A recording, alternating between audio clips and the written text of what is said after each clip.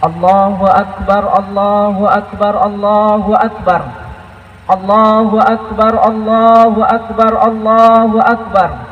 Allahu Akbar, Allahu Akbar, Allahu Akbar kabira. Walhamdulillahi katsira. Wa subhanallahi bukratan wa asila. La ilaha illallah wa la na'budu illa iyyah mukhlisina lahuddin. Walau karihal kafirun, walau karihal musyrikun, walau karihal munafikun. La ilaha illallah wahdah, sadaqa wa'dah, wa nasara 'abdah, wa a'azza jundahu, wa hazamal ahzaba wahdah. La ilaha illallah wallahu akbar, walillahil hamd. Alhamdulillahilladzi wahabana mutanawwi'ah مثلا نعمة الحياة ونعمة العقيدة الصحيحة. أشهد أن لا إله إلا الله وحده لا شريك له وصفيه من خلقه وحبيبه بلغ الرسالة وأدى الأمانة ونصح الأمة وكشف الله به الأمة وجاهدوا في سبيل الله حتى أتاه اليقين. اللهم فصل وسلم وبارك على سيدنا محمد وعلى آله وصحبه أجمعين. أما بعد فيا أيها الناس أوصيكم ونفسي بتقوى الله وطاعته لعلكم تفلحون. فقال الله تعالى في القرآن الكريم وهو أصدق القائلين: نعوذ بالله من الشيطان الرجيم. بسم الله الرحمن الرحيم. يا أيها الذين آمنوا اتقوا الله وقولوا قولا سديدا يصلح لكم أعمالكم ويغفر لكم ذنوبكم ومن يطع الله ورسوله فقد فاز فوزا عظيما. صدق الله العلي العظيم وصدق رسوله الكريم. Hadirin jemaah salat Aidil Adha yang dimuliakan oleh Allah Subhanahu wa taala. Syukur kita kepada Allah Subhanahu wa taala, Rabbul Jalal Jalaluh. Allah masih melimpahkan kepada kita karunia nikmat iman, nikmat Islam dan nikmat kesempatan. Berapa banyak kita tengok saudara-saudara kita yang mereka diberikan nikmat iman, mereka diberikan nikmat Islam, tapi mereka tak diberikan nikmat kesempatan. Syukurlah kita kepada Allah Subhanahu wa taala. Allah masih memberikan kepada kita nikmat itu. Mudah-mudahan nikmat itu kekal abadi sampai kita meninggal dunia nanti. Amin, amin ya rabbal alamin. Kemudian salawat kita kepada Nabi yang agung, Nabi yang mulia, Nabi Muhammad sallallahu alaihi wasallam. Wa ma arsalnaka illa rahmatan lil alamin.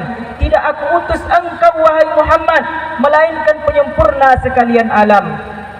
Hadirin jemaah salat Aidil Adha yang dimuliakan oleh Allah Subhanahu wa taala. Ada orang yang tak dapat kita balas budi baiknya.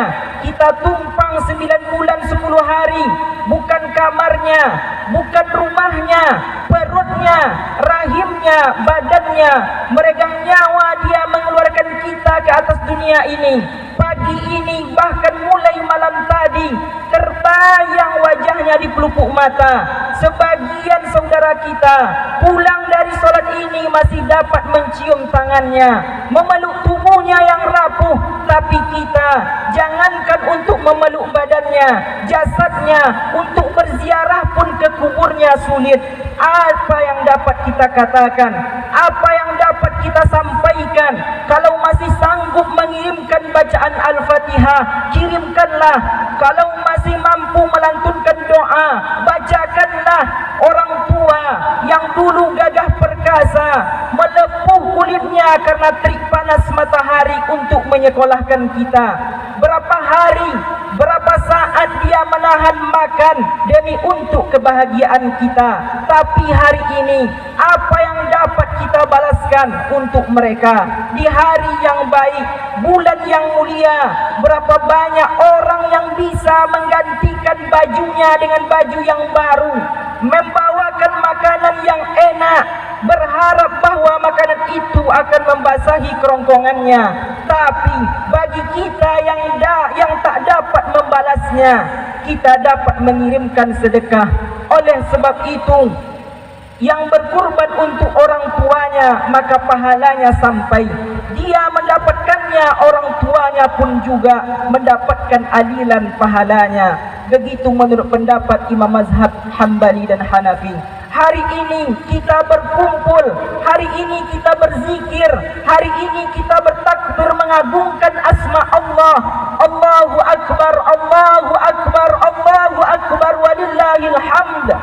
Hanya takbir itu saja yang dapat mengusir risau hati.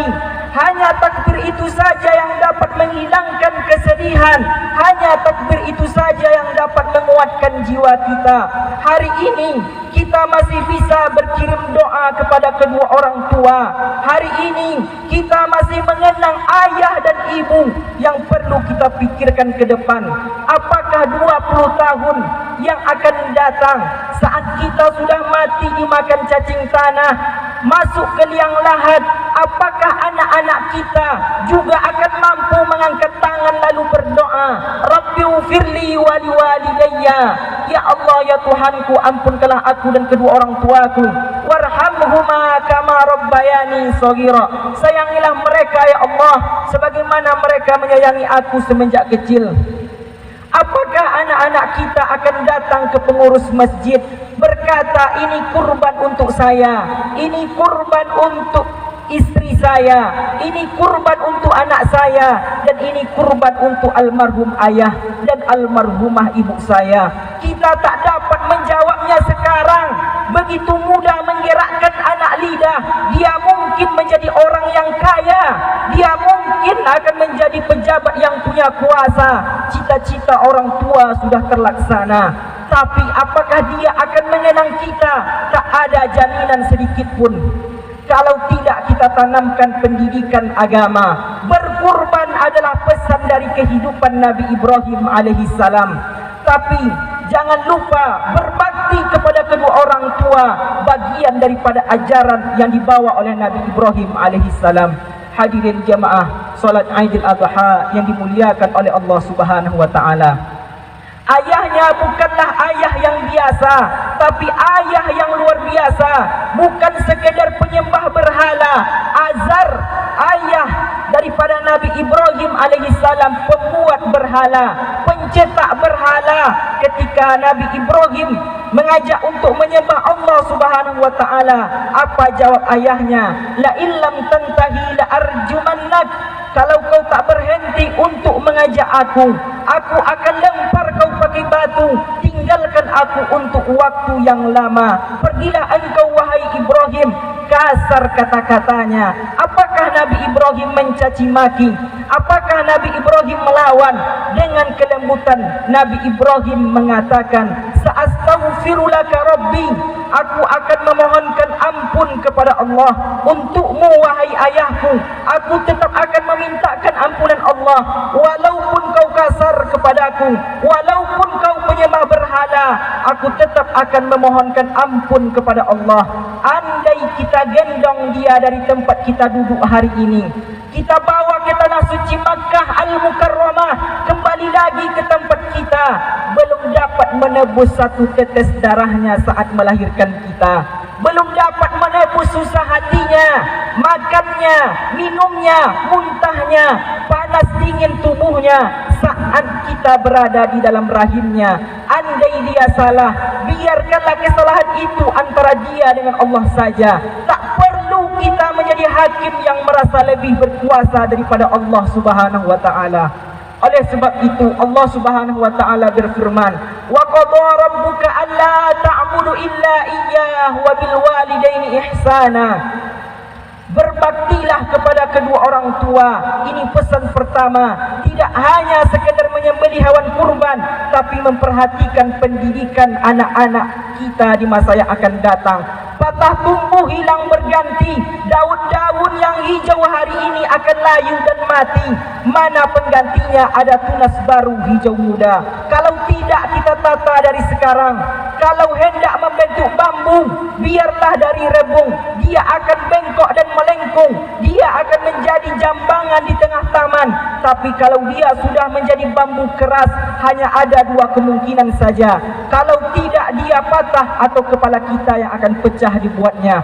Oleh sebab itu, sebelum dia hancur, mari kita didik, mari kita bentuk. Hari ini kita bawa anak-anak kita solat berjamaah. Hari ini mereka kita bawa menghadap Allah Subhanahu wa taala. Muru auladakum bis-shalah. Suruh mereka melaksanakan salat. Wahum abna sab'a sinin. Ketika mereka berumur 7 tahun. Kalau 7 tahun sudah solat, apa maknanya? 5 tahun sudah menghafal surat-surat pendek, 4 tahun sudah mulai membaca Iqra, 7 tahun dia sudah hafal doa iftitah, sudah melekat di kepalanya Al-Fatihah, dan sampai pada puncaknya selesai solat dia pandai pula berdoa, bertasbih, bertasmid, dan dia akan mendoakan kita, akan mengirimkan bacaan Al-Quran. Dan saat dia berjaya, berhasil dalam hidupnya, dia punya uang, dia tidak hanya memikirkan rumah yang besar, dia tidak hanya memikirkan kendaraan yang mewah, tapi yang dia pikirkan gelapnya kuburan kita. Hadirin jamaah salat Aidil Adha yang dimuliakan oleh Allah Subhanahu wa taala. Dia pikirkan sempitnya alam barzah kita. Dia akan berdoa, lapangkanlah kuburan kedua orang tuaku ya Allah. Allahumma ja'al qubrahum rawdatan min riyadil jannah wa la taj'al qubrahum hufratan min huffarin nira. Ya Allah, jadikanlah kubur mereka salah satu daripada taman surgamu, dan jangan jadikan kubur mereka salah satu daripada lubang nerakamu. Dapatkah kita mencetak generasi seperti itu di masa yang akan datang? Jawabannya ada pada apa yang kita tanam hari ini. Padi ditanam belum tentu tumbuh rumput, apalagi rumput itu betul yang kita tanam tak akan pernah tumbuh padi. Oleh sebab itu, sedangkan baik pun kita buat, kita daftarkan mereka ke pondok pesantren, mungkin mereka akan lari dan kabur. Kita masukkan ke pondok tahfiz Al-Quran mengaji, mungkin dia akan melawan. Oleh sebab itu bersabarlah, karena sesungguhnya itu adalah penolong kita di hadapan Allah Subhanahu wa taala. Yang sudah mendidik anak-anaknya ke pendidikan agama, alhamdulillah. Tapi yang masih belum, Nabi Yakub berkata kepada anak-anaknya, "Ma ta'buduna min ba'di?" Sesudah aku mati nanti, kata Nabi Yakub, kalian akan menyembah apa? Internet, televisi, HP, judi online tidak ada di zaman Nabi. Ini akan menjadi senjata luar biasa. Berapa banyak orang-orang yang tahu pengajian dari internet, betul, tapi dia pisau bermata dua. Berapa banyak orang yang rusak isi kepalanya. Kita sangka memberikan HP itu sayang, ternyata kita sudah memberikan pisau yang mencabik-cabikkan dan merobek urat nadinya. Dia tidak mati, dia tetap hidup, tapi jiwanya mati. Dia hanyalah jasad yang berjalan. Tak ada lagi sopan santun tata krama, tak ada lagi cium tangan, peluk dan tetesan air mata. Kenapa? Karena hati sudah menjadi keras. Oleh sebab itu, maka pesan dari Idul Adha tidak hanya sekedar menyembelih hewan kurban, tapi pendidikan anak-anak usia dini.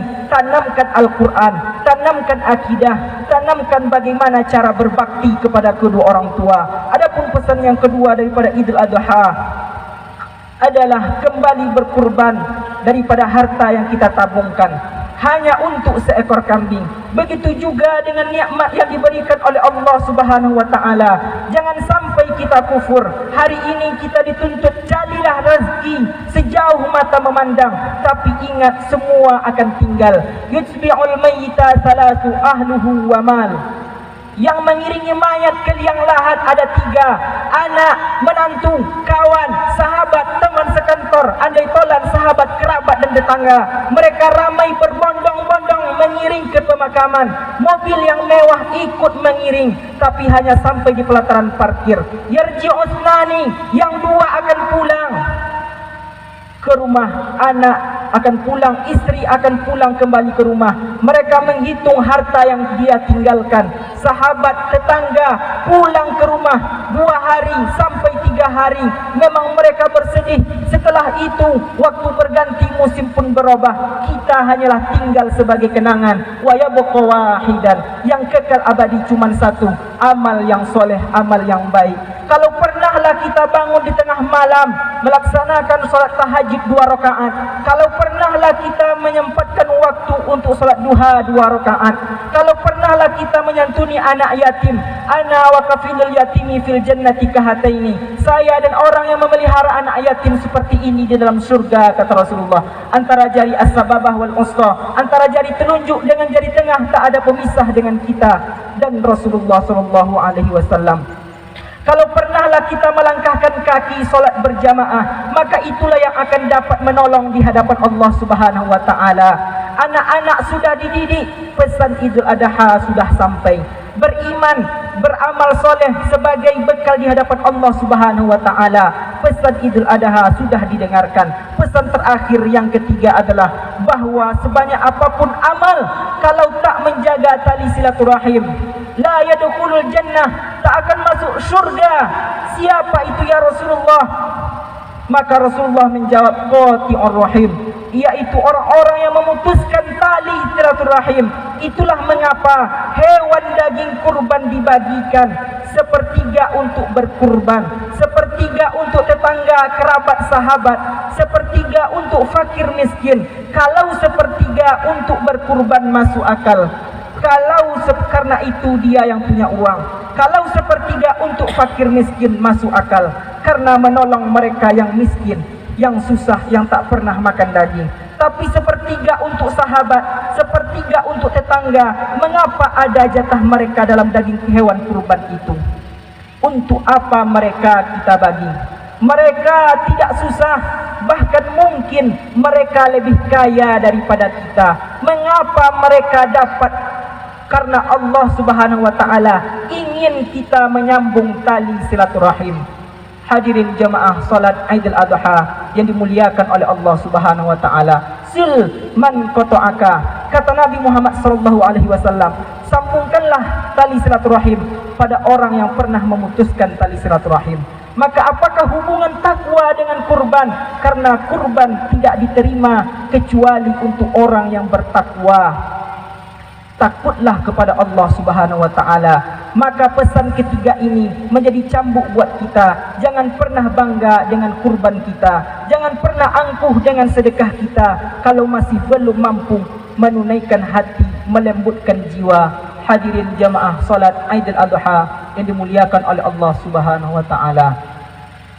Mungkin hanya ini dapat khatib sampaikan. Mudah-mudahan bermanfaat buat kita semua. Barakallahu li wa lakum fil Qur'anil Karim, wa nafa'ani wa iyyakum bima fihi minal ayati wa zikril hakim, wa taqabbala minni wa minkum tilawatahu innahu huwas samiul alim.